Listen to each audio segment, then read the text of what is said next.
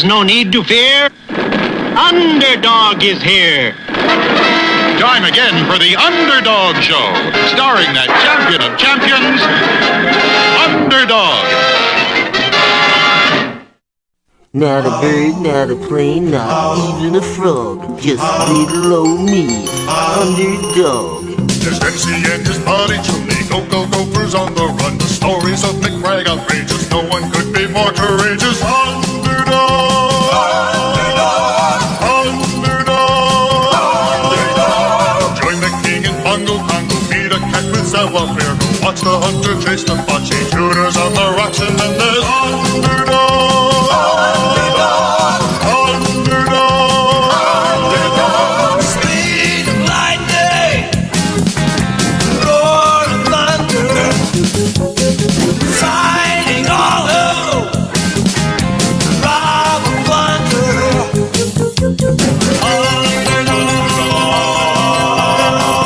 It's time for Underdog!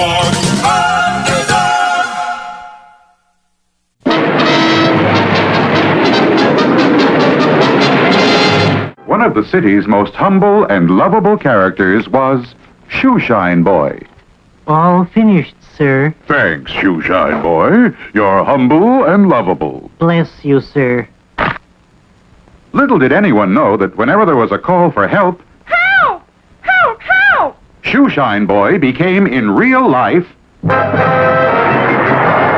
Underdog. Help! Help! Hark, hark, I hear a scream. Someone in trouble, it would seem.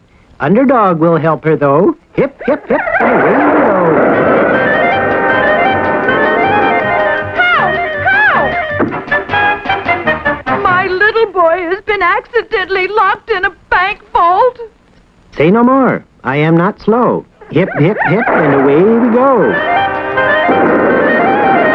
Look in the sky. It's a plane. It's a boy. It's a frog. A frog? Not plane or a bird or even frog. It's just little old me, Underdog.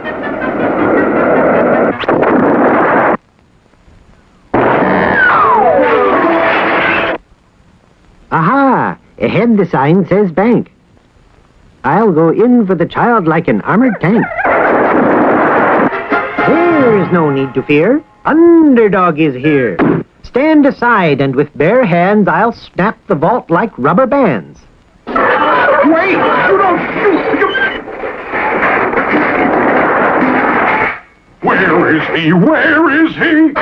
Peekaboo, did the child come through? Child? What child?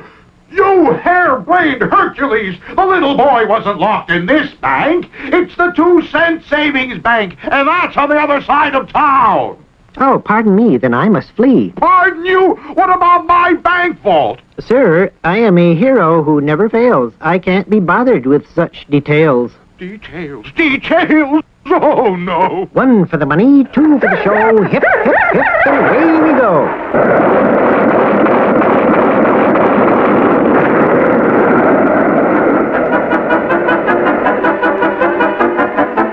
Look out! We're being attacked. Run for your lives!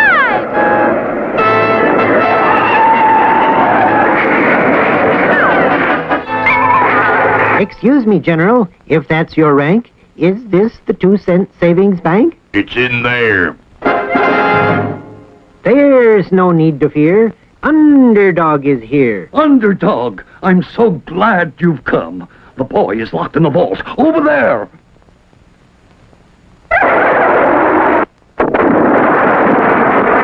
He's gone clear through the building. And the one next door, too.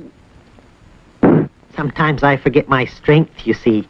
But at least I've set the little boy free. But where is he? Where's the boy? Where is he? What have you done with my child? There's no need to fear. Underdog is here. Well, what good are you, you crackpot? There's no telling where my child went. I have X-ray eyes that see through brick. To find your son, they'll do the trick.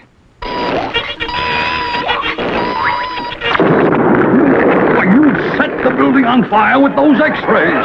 Quick, everyone, run for your lives. My child! Where's my child? There's no need need to fear. Underdog is here. Stop all your flaming and go right out, or I'll huff and I'll puff and I'll blow you out. Hurriedly, Underdog prepared to use his atomic breath to blow out the roaring flames of the fire his X-ray vision had started.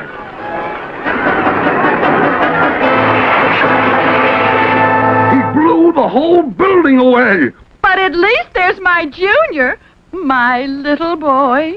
Is there some reward we can give you for this job, Underdog? Rewards are not for true heroes. And I am true, the whole world knows. Forget about money, forget about show, just hip, hip, hip, and away we go. Look, in the sky, there's a plane. It's a plane. It's a frog. A frog? Not plane or bird or even frog, it's just little old me, Underdog.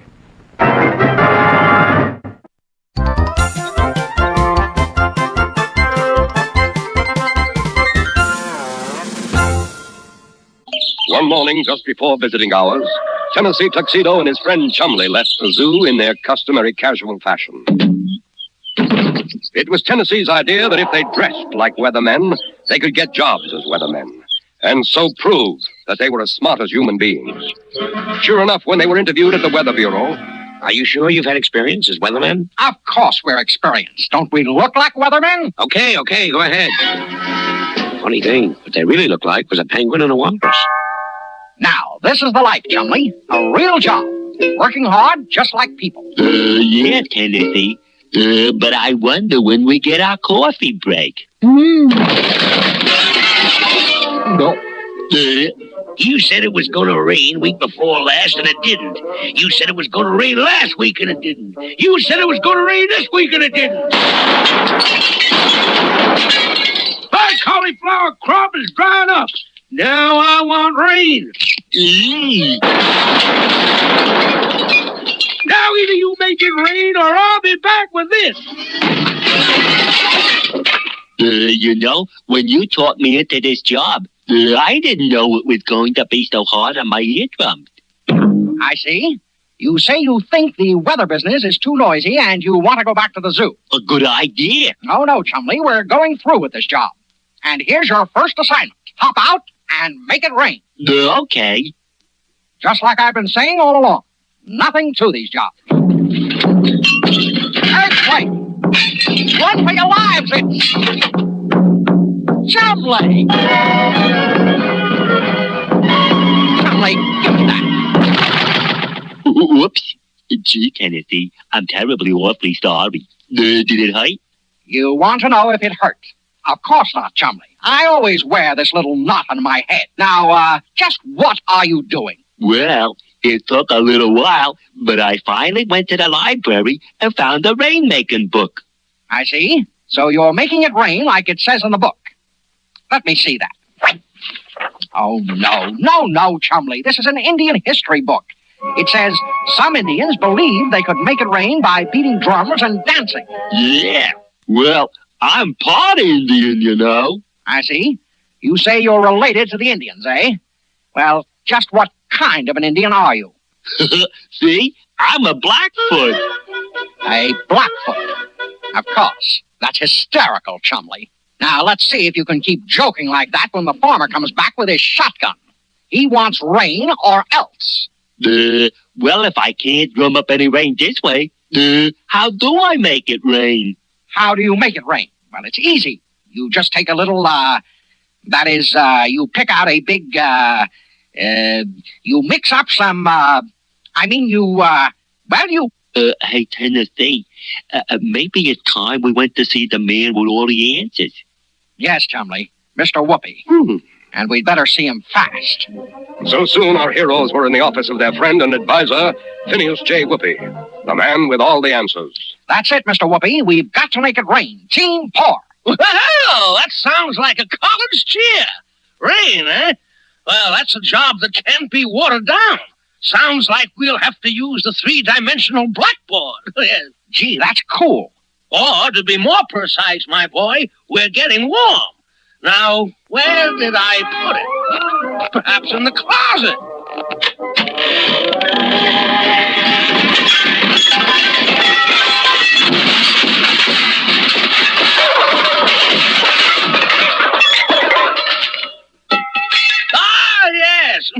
Let's see. Whoopee!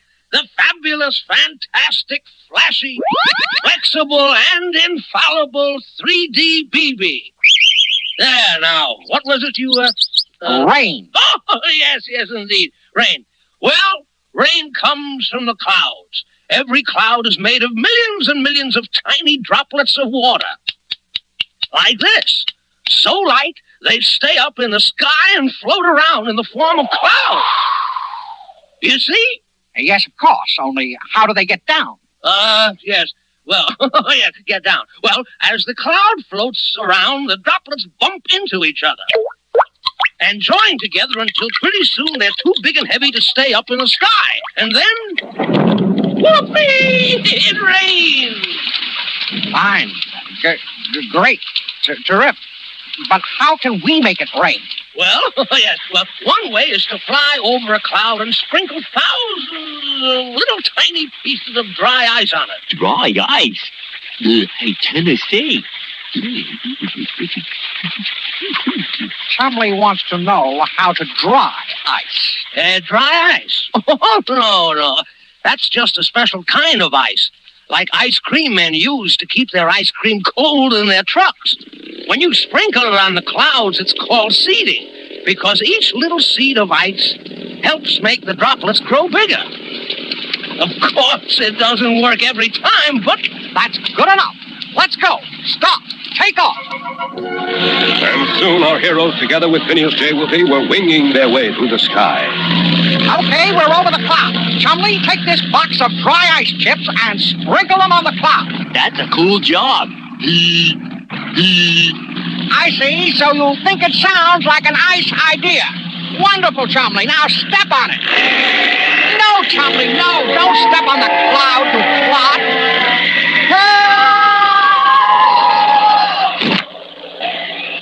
Chumley! Gee, what a big first step. What happened? What happened? You tried to walk on a cloud. That's what happened. You can't do that. Not you, Chumley, a walrus. Perhaps I got a little too enthusiastic. I know you got carried away. But in spite of everything, I carried out my mission. You did drop the ice on the cloud. That's great, Chumley, great. Maybe it will rain. We did it. We made it rain. And look, we're coming down right at the weather office. My friend, we'll be heroes. Perhaps so. But would you kindly inform me what that noise is? That noise? That, Chumley, is our public. Followers. Autograph hunters. There they are. They're the ones who made it rain. Ruined my new gadget. Ruined my fishing. Ruined my golf game. It sounds to me like they want our scalps more than our signatures. You say they don't sound like autograph hunters. More like headhunters. Very funny, Chumley. Look at that. The big one. He looks just like a walrus. And the other one. Good grief, he's a penguin. They're not supposed to be weathermen. Let's run them out of town. Uh-oh. I wonder what we ought to do now. You're right, Chumley. Let's get back to the zoo. Go, run, fly. Well, we failed again. Messed up. Goof. We did not goof entirely. Do not overlook the fact that we have learned something. You say we learned something. What? I have wrote a poem. Rain, rain, go away. That is what some people say. Other people want it teeming. When it is not, they really get screaming. But one thing we have learned that's true. The weather business isn't easy if you are a penguin or a walrus, and be it ever so humdrum, there's no place like home. You know, Chumley, sometimes you're just too deep.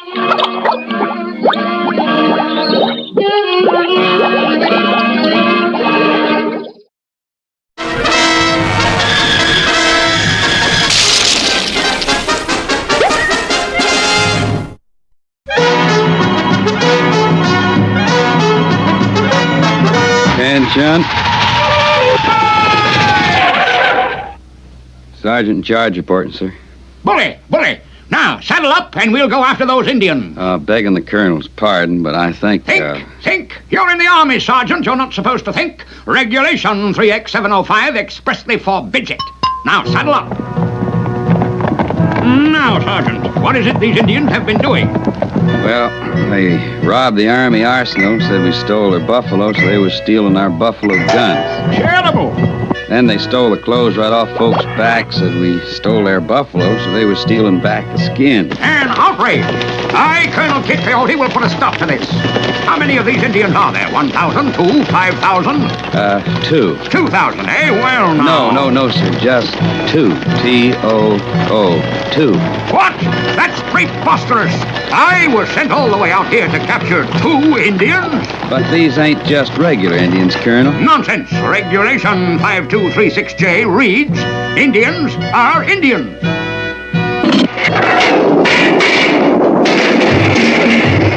Charge! Charge! We're being attacked!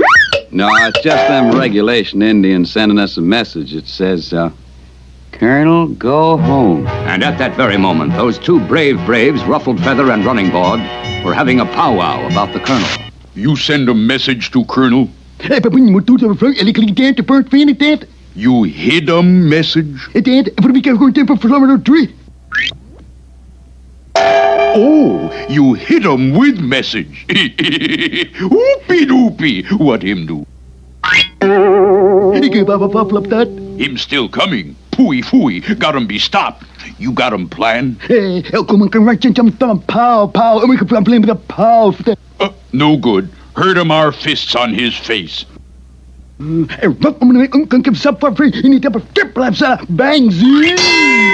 rocket. You make him Colonel Man in Moon. You genius. The problem for the brave braves was to get the Colonel into the moon rocket. Immediately they began work on the first step of an intricate plan.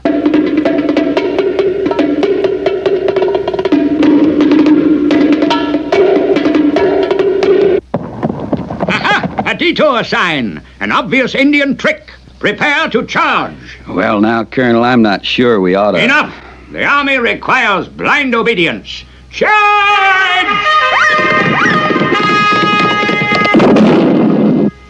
Well, I'm sure enough blind obedient now, sir. Can't see a thing. Never fear when you're with me, Sergeant. I've already found a handy tunnel. Yes, the tunnel was handy indeed. The other end of it only being finished at that very moment by Ruffled Feather and Running Board. We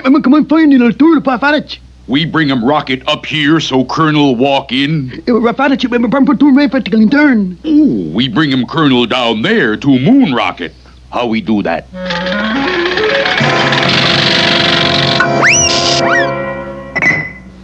Look there, Sergeant. Real Indian root beer. Bully. Come, I'll stand you to a drink. Forget our difference in rank. What did he say? Him say back room reserved for Army. Wonderful. Come along, Sergeant. We'll just...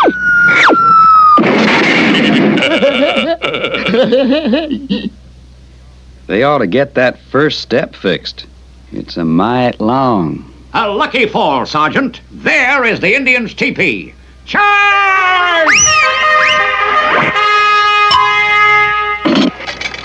Let me out. It's against Regulation 4082B. No locking bigwigs in wigwams. What did he say? Him say, charge!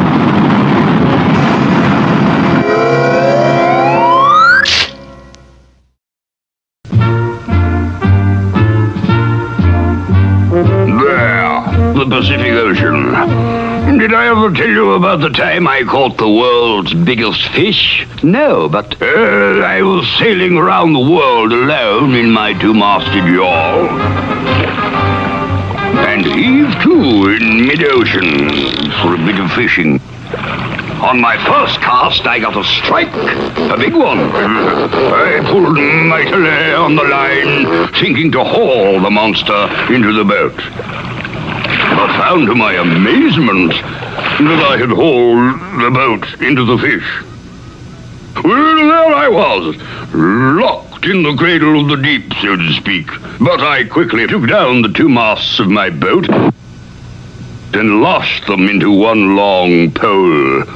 I knew that soon the monster would become sleepy and yawn. When he did, I rushed forward and jammed the double pole between his jaws. I then got back in my boat and rowed out. Fastening a line to the fish, I towed it along behind, intending to mount it as a trophy when I ended my travels, of course. Where is it? I must see that fish. Unfortunately, the rowing made me so hungry, I ate it. Commander, that story is out of this world. Quite.